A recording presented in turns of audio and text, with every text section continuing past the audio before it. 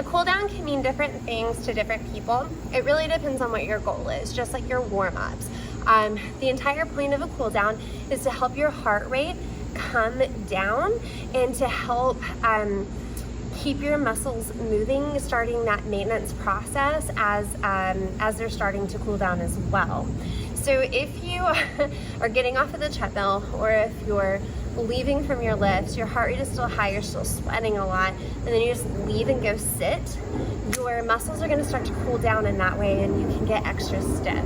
So what this is helping to do is start to push out some of that lactic acid, and really the biggest part of the point here is to allow your heart rate to slowly and steadily come down.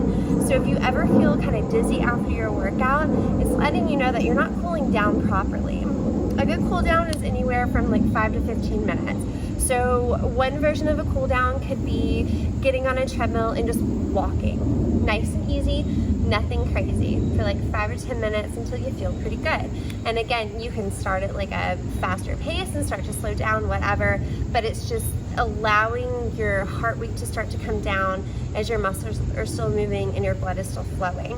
What I like to do is a little bit of a mobility flow whenever I am cooling down. So it allows me to start that stretching process.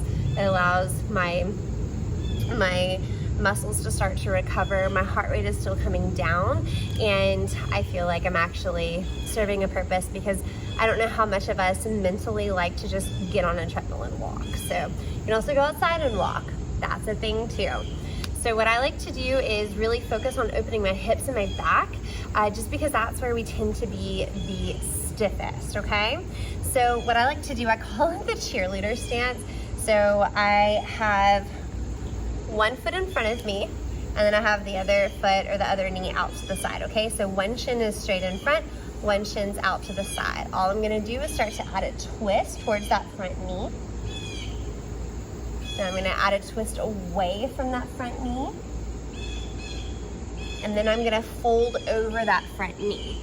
Now this is a modified pigeon pose. If you have really tight hips, if you have pretty open hips, you can start to go into a full pigeon pose. It's totally up to you. And then we switch, other side. That switch is not as easy for everybody. Totally understand, big twist. Then the other side.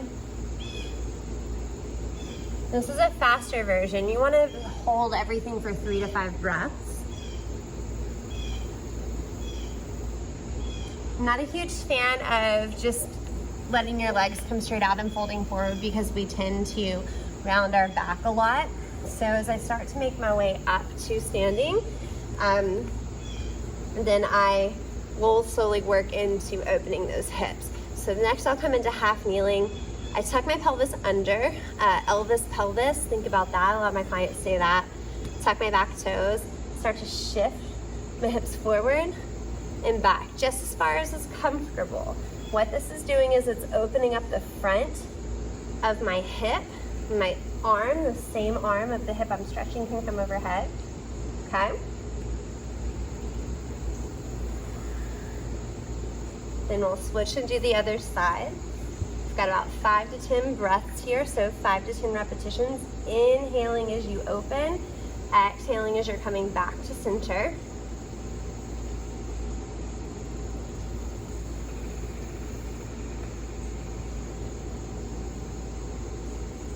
And from here, I like to come to standing. And you can also do this in the reverse order. But I like to come to standing, split stance my legs, and it's not in line, it's actually pretty wide, because this is where your stability is. So what I like to do, just hands on my hips, and folding forward, just as far as is comfortable. My heart is trying to spill over my toes, and coming up. Now my knee is not locked, so you can keep a slight bend in there. And coming up. About 5 to 10, pretty much for everything, okay? Coming up.